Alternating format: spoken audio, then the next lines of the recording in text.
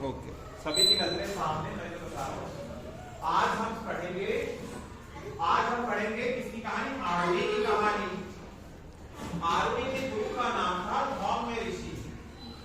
आज से 1300 साल पहले एक देश था जिसका नाम था पांचाल।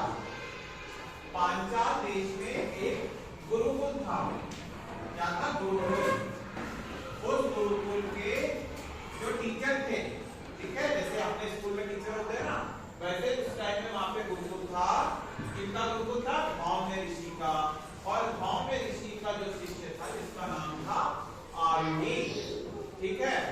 अब आरुणि की कहानी में क्या होता है कि पांचाल देश में सूखा पड़ जाता है, मतलब अकाल पड़ जाता है, बारिश नहीं होती। अब बारिश नहीं होती है तो जो धौम्य ऋषि है, ये जो धौम्य ऋषि है वो हवन करते, यज्ञ करते हैं। किसके लिए? बारिश होने के लिए। तो इनके हवन करने के कारण वहां पे काले काले बादल आ जाते हैं, ठीक है।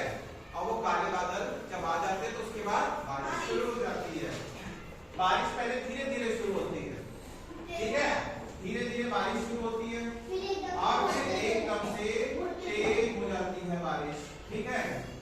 अब बारिश जब तेज हो जाती है तो धौम्य ऋषि सोचते हैं, क्योंकि इनके पास खेत भी था, ये जो गुरुकुल था इनका एक खेत था थोड़ी दूरी पर, और उस खेत में इन्होंने लगाई थी धान की खेती। धान मतलब चावल, और चावल को लगता है पानी, चावल को लगता है पानी। तो बारिश जब हुई तो बारिश में पानी तो आ गया, लेकिन जब हम यहाँ पर खेतों में आपने देखा वो छोटी छोटी बाउंड्री बनाते हैं मिट्टी से, तो उन्हें लगा कि बारिश ज्यादा हो जाएगी तो ये पानी यहाँ से बाहर निकल जाएगा।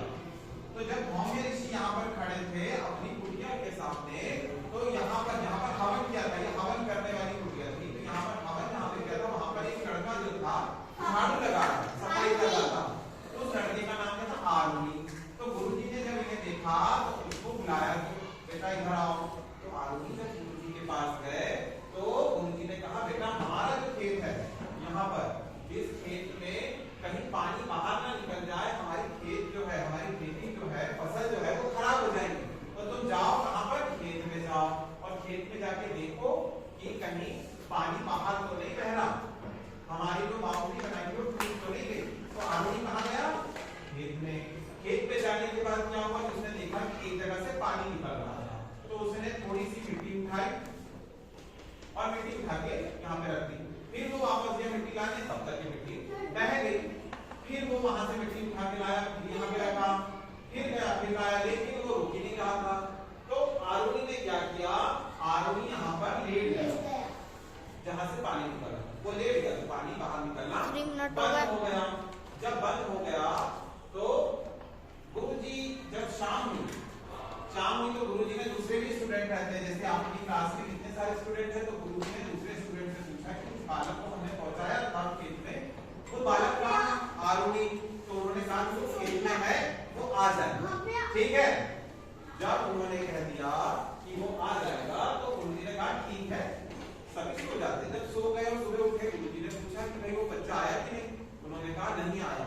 तो गुरुजी और सारे स्टूडेंट साथ में कहाँ गए? खेत में। उन्होंने आरुणि को आवाज दी, आरुणि आरुणि कहाँ? तो आरुणि ने जब यहाँ पे लेटा हुआ था तो आरुणि ने आवाज दी कि मैं यहाँ पर हूँ। जब उन्होंने देखा तो फटाफट ये गुरुजी आ गए और साथ में 2 स्टूडेंट थे। तो स्टूडेंट ने उठा के क्या किया? यहाँ से मिट्टी उठाई फटाफट और ढेर सारी मिट्टी डाल के और आरुणि को उठा लिया, ठीक है। तो खेत तो बच गया। अब आरुणि को जब गुरुजी ने उठाया तो उन्होंने बोला कि भाई तुम रात भर से यहाँ पे लेटे थे, तुम तो बहुत आज्ञाकारी बालक। फिर आरुणि को लेके वो कहाँ है? आश्रम में। फिर उसे रात को जब वो बारिश में था तो उसे छोटे छोटे कीड़ों ने काट लिया था, बारिश के कारण वो सर्दी में बीमार हो गया था, ठीक है। तो गुरुजी ने उसकी, ठीक है, दवाई दी, उसे ठीक किया। फिर उसके बाद उसे आशीर्वाद दिया। क्या आशीर्वाद दिया? कि आरुणि तुम बड़े होके बहुत बड़े टीचर बनोगे, ठीक है, और तुम्हारा नाम क्या होगा? उद्दालक, उद्दालक कहलाओ। तो आगे चलिए आरुणि कहलाया उद्दालक, ठीक है। तो ये थी कहानी आरुणि, समझ गए?